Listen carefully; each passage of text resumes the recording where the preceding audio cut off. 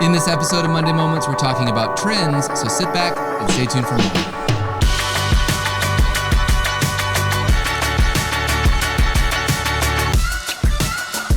Hey there, welcome to another episode of Monday Moments, show in which we take a deeper dive into Sunday's sermon. My name is Travis, your host. With me today is Pastor James. And today we're talking about trends, and specifically trends that we're seeing in the church today, somewhat globally, but also I would say, primarily the church in America, or maybe the Western church.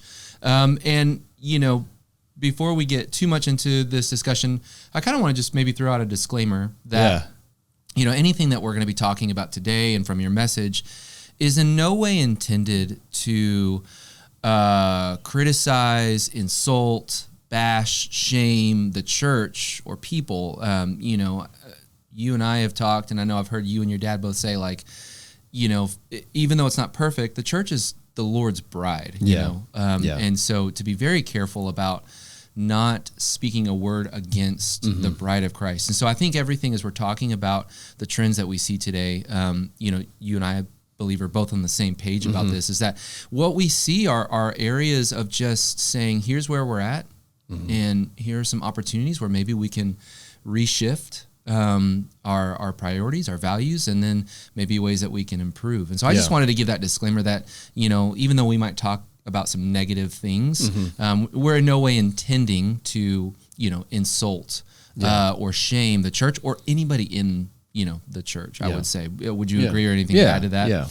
Yeah. So you talked primarily about, or I guess maybe I should say, you started off with talking about the decline that we're seeing and that percentage of people who are becoming de-churched, who have maybe left the church for one reason or another, and then just never come back. And it's not necessarily that they're leaving the faith, they're just not coming back to church. And something that you said that I found really interesting, I was wondering if you could maybe talk a little bit more about this, is you said the church has a gospel problem. We have a gospel problem. And I love that you opened with the story of Matthew going to India. I'm sorry, Thomas. Wrong apostle. Thomas going to India. I was thinking about Matthew and the Great Commission. But fulfilling the Great Commission and wondering how much has that church deviated. And you pointed to some examples in the church in Africa as well, and sort of leaning into the church that we see in America and saying, now we're looking at having a gospel problem. Can you maybe explain a little bit more about that and what that means? Yeah, I think that the biggest challenge that we see regarding the gospel problem is that people don't disagree with the gospel, but they do have a tendency to disagree with whether or not they have a responsibility to the gospel. And so historically, if we look at the trend, we have just stopped sharing our faith. We've just kind of it's interesting because as you dig a little bit further into the numbers, and I could be off on this, and I'm gonna err on the side of being low instead of erring on the side of being high. And so I'll say this: at a minimum, statistically speaking, those who are polled about the gospel, 56%, I think is the exact number. 56% say that it is. I can't remember the word that they used. Essentially, it's rude to share their faith with someone else. Wow. And that's shocking. Because if we really believe what the gospel offers, and we are choosing not to share because we feel like it's inappropriate, we don't feel like the other things that it looks at is that people think that religion isn't something that should be talked about. And I'm like, how do you read the gospel and come to these conclusions? But I think the problem is that people, we have a gospel problem because people don't know what the gospel says. They don't know what it is. And so we hear these things, and when, if you were to ask someone what's the gospel, they would give this all of these different things. And I think that a lot of times people just don't even know what does it say. And because of that, I think it's twofold. I think one, because they don't know what it is, they don't feel comfortable sharing it. And two, I think that because maybe at times it's never really impacted them the way that, like, they've never really considered, what did this do for me? And so they don't feel an obligation to tell anyone else about it. It's kind of this live and let live. And that's so counter to what Jesus came for. I mean, he came to die for us and to seek out and to bring salvation to sinners like you and me. And that's interesting and curious, again, not to necessarily shame or insult or anything, but it just as a way to kind of maybe dig a little bit under the surface, whether it's from your experience or just research and education. I'm just curious. I'm trying to put myself in this mindset of, okay, if someone thinks that it's tacky or rude or pushy or whatever, to share your faith, how do they expect people to know? How do they expect people to hear? Like, is it just I expect Jesus to appear in somebody's dream, or drive by a church one day and say, hey, I'd like to try that? Again, I think a lot of it just has to do with biblical illiteracy or an unwillingness to do things that are a little bit uncomfortable. It's become one of those things that, it's funny. I was having a conversation with someone the other day, and he said, I was in this group and everyone was talking about their religious experience, and so there were people who leaned universalist, and he's like, there was a Buddhist there, and there was someone who leaned into a little bit more of some of the other Eastern religions, kind of a mix of a number of different things, and everybody was like super intrigued. And when it got to me, he's like, I'm a follower of Jesus Christ, and he's like, it shut down the conversation. Wow. And he's like, everybody was so open to listening and asking questions about these things and all of these different things, and then it came to Christianity, and it just shut it down. And everybody assumed that, it's just, we can't even talk about this. And he's like, I felt the shift in the room. And I think that as a result of that, even that little bit of I hate to even call it persecution. Because we're like, it's just people that are uncomfortable with it, but it's not persecution. At the same time, people are like, well, I guess I would just rather not say it, or it's offensive to other people. Well, listen, the gospel is offensive to our flesh. Right. And that's the point. Because it came to redeem. It came to bring new life. It came to restore that relationship. And so, obviously, the enemy is going to work overtime to try to prevent that new life from coming. And I think that, again, a big part of that is that people are so biblically illiterate as to what God's word says that they don't have the ability to even present the gospel in a way that is not just concise but clear as to what it actually offers. I mean, I can think of times when I've talked with people who felt like they just didn't know enough. They were saved, and they knew they loved the Lord, that He died for their sins, and yet at the same time they didn't feel like they were equipped enough to share the gospel. And I think that's unfortunate, because the gospel is not complicated. Right.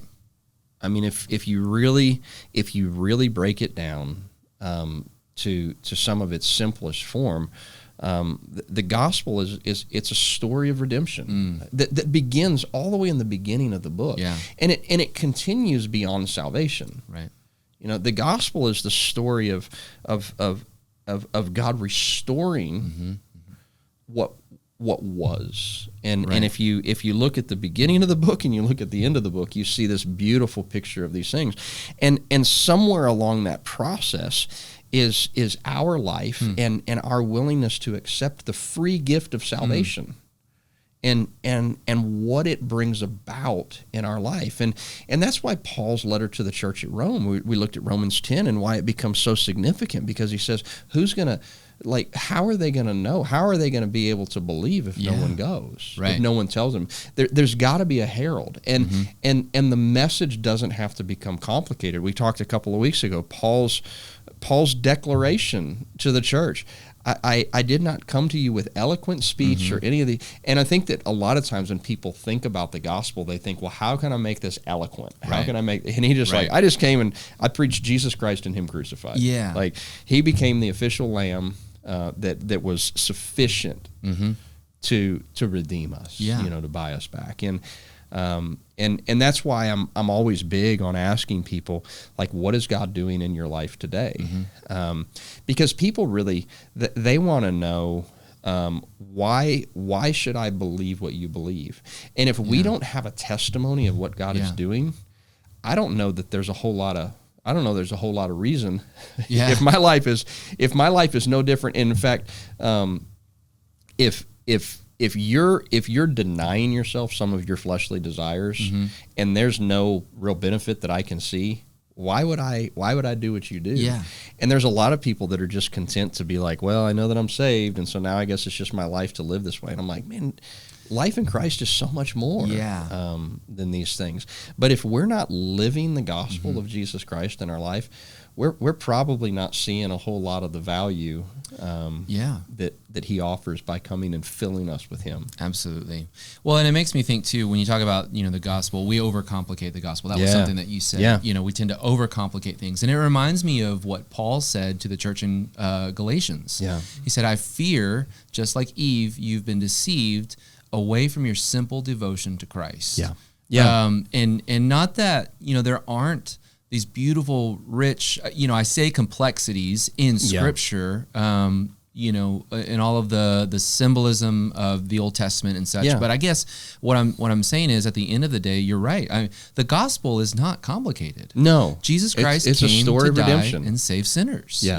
And that's really the and to restore the relationship. I mean, that's the big thing. That longing that everybody is trying to satisfy with all sorts of different things that can never really be satisfied. Right. And to see how we can do all of these things and not be satisfied, and to recognize that the answer, not to an easy life, but the answer to be satisfied, is in Jesus Christ. And I think that we've got that mixed up. It's very different. We assume, and unfortunately many people have professed, hey, come follow Jesus and he'll take care of making your life easy and all these. No, it's difficult. It's going to be hard. But I'll tell you what, it's going to be. I won't even say equally. It will be more hard to live without him. Yep, absolutely. You will be less satisfied, less content, in all of these different ways. And anybody who says otherwise is deceiving themselves. Right.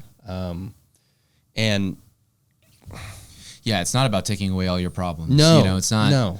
In this world, you will have tribulation. Exactly. John 16:33. It's very clear. Very clear. Transitioning just a little bit. You talked about the thing that I think most people found really interesting was the number one reason that people de-church. Yeah, we can use that as leave a verb. Church. Yeah. Is that they move. Yeah, they move, and I guess it kind of got me thinking. I understand that there can be a tremendous amount of struggle when you uproot. Yeah. Especially if you had, a community that you were really plugged into. So I don't want to minimize that, but is there anything else that you might see is kind of going under the surface? Because one of the things that you mentioned in your message was that, it started off when they moved that they couldn't find a church. Yeah. But then come to find out, you've been living here for 5 years. Fill in the blank, and you still haven't found a church. Is there anything else that maybe you've seen in your experience or in talking to people that is going on under the surface that's kind of keeping people out of church? 100%. I think it's fear. Okay. And not like, oh, I'm afraid to do this. I think it's sometimes fear that we won't find what we're looking for. So I'd rather just not be disappointed. Sometimes it's fear of having to go through the process of allowing someone to get to know me again. Because I think about, you think about the cycle of relationships. I would say that relationships are only as strong as the biggest battle that they've won. And battles, you gotta at some point in a relationship, you're gonna have a disagreement with that other person, right? and what the outcome of that disagreement is. Can we successfully navigate this, or are we going to choose to go our separate ways? The more of those you successfully navigate, the stronger that relationship becomes, because we're like, oh no, we've weathered these things before, we'll be fine. Absolutely. And when you have at times taken years and years and years to develop those kind of relationships, and then you get into a relationship with someone else, and it doesn't have that same fluidity. Sure. It's not as easy. All of a sudden you're talking about things that this person doesn't have any context to. It takes a lot of effort, and I think that people get to a point where they decide that they just don't want to make the effort anymore. It's like it's hard to build relationships, and I've got 2 kids in college, and I'm always encouraging them, hey, find a church, look for relationships, and and I talk to them all the time, and I'm like, hey, how's it going? And it's consistent. They're like, gosh, it's not like here. I'm like, well, don't try to find here there, first of all. Right. But it's gonna take some effort, and the other part of it is it takes time, and I always try to remind people, like, it's not gonna happen overnight, and finding a new church home, you may walk into a place and you feel the presence of God, and I hope that that's what people experience when they come here. I hope that when they walk in, they feel a community that's loving and caring and reaching out, but that's only part of the equation. Right. I'm looking for people that I can do life with. Right.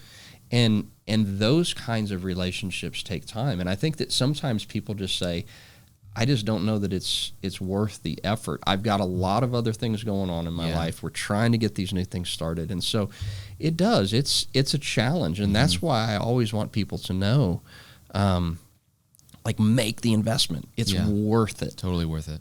It will absolutely be worth it. It will be hard, but it will be worth it. Yeah. And there's always a little bit of that risk involved, kind of like you mentioned at first. Can I trust this person? Yeah. Are they going to be? And you're going to have some failures. Like you're gonna have some false starts. You're like, oh, this is great. We're gonna be best friends. We're gonna ride bikes together. I mean, whatever it is, and you start to get down the road, and it fizzles out, and you're like, I just don't know that I have the energy for this anymore. And I'm like, keep going. Don't quit. Keep leaning in.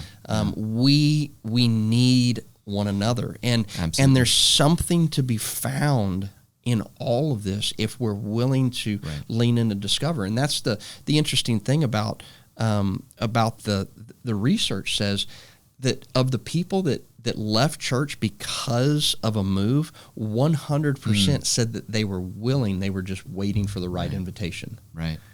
And that's us. Like we should be constantly looking and going, hey, I know that you're new around here. Have y'all found a church yet? Right. Would love for you to come.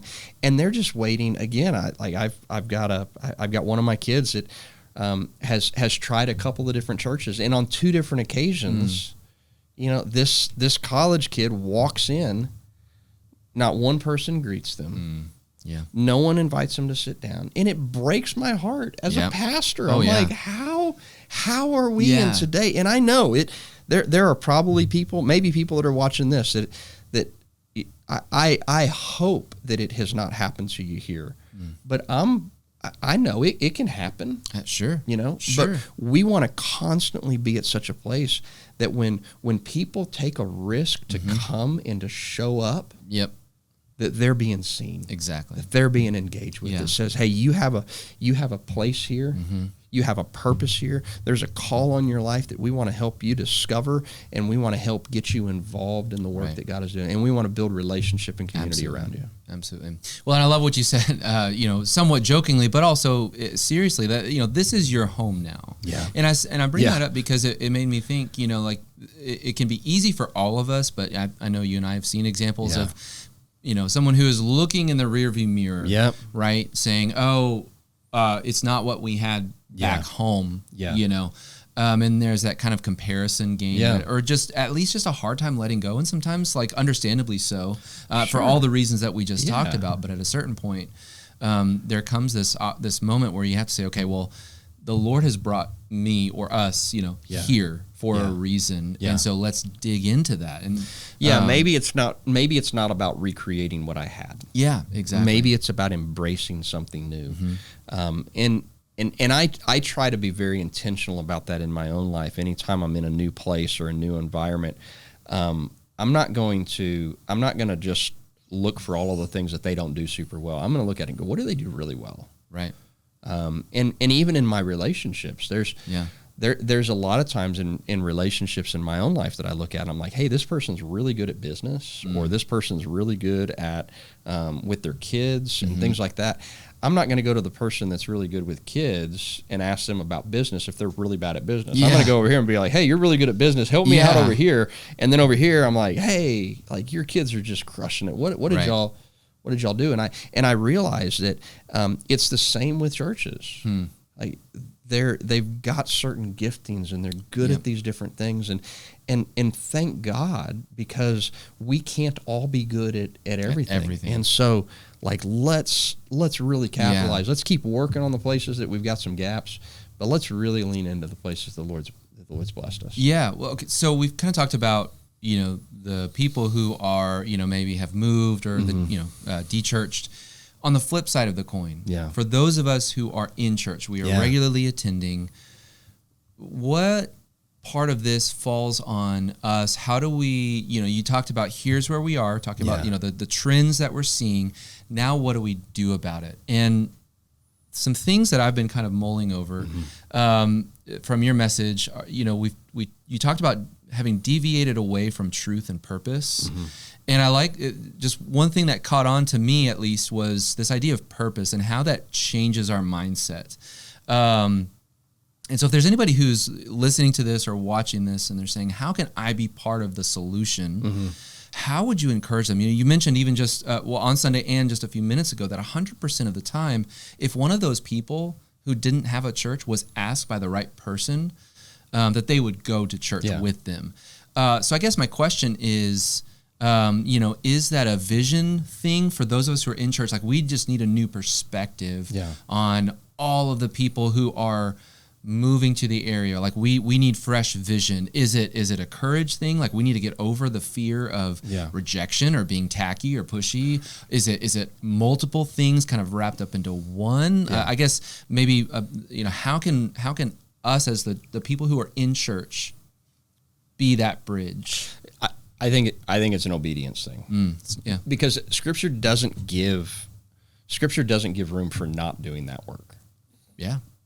Period. I mean, it is the most basic commission that the Lord has given to us. To go and to do these things, to reach out, and so I think that we have to adjust our focus to see those people. Because we get very myopic. We look at what we're doing, we look at what's in front of us, and then we don't see anything around. And I know that I'm guilty of it at times. Sure. I mean, I was at the grocery store this morning, and I was just trying to get out and get back out to the truck, and I'm walking across, and I go across the crossway, and someone's driving by in a Suburban, and they wave at me. And I kind of threw my hand up and kept walking, but didn't really take the time to do it. And right when I got to my truck, I realized who it was. And I'm like, I need to call her later and be like, hey, because I was just engaged in what I was doing. And I think the same is true, that we value what we want to value. And I think that we need to make sure that our values are what they should be. And one of the things that we are called to value is the lost. And what does it look like to create space for them? That doesn't mean, again, it seems like there's this trend that says I'm either going to accept them exactly as they are and accept all of their attitudes and all of their behaviors and all of their beliefs and all these different things, or I'm going to stand firm on these things, and unless you change, we can't. And I'm like, no, it's like you're drawing the two farthest points. And it's like, hey, somewhere right in the middle of this is this place that says, hey, I want you to know that I want to invite you into this space, and I want to have a conversation with you.